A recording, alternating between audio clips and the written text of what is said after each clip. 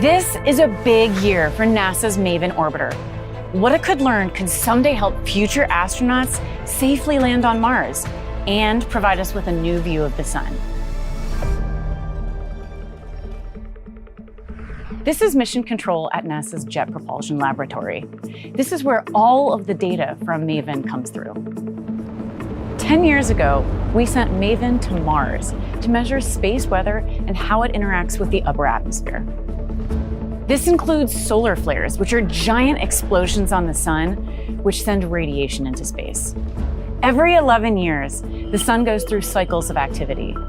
This year, we've seen more space weather than we ever have during the entire mission. And while solar flares can occur at any time, they occur more frequently and more intensely at the peak of this cycle called solar maximum.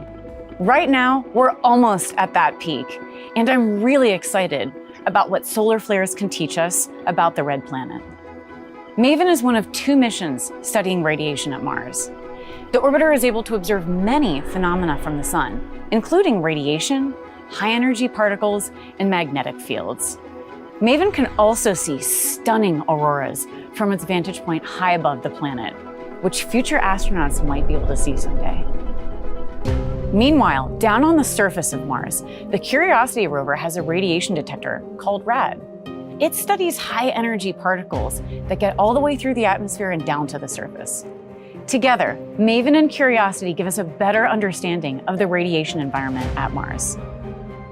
Studying how intense solar flares can get during solar maximum can help NASA develop protection for future astronauts, robots, and spacecraft. There's another advantage to studying the sun from Mars. Here on Earth, we can only see one side of the sun. But when MAVEN is on the other side, it can spot activity coming days before we can.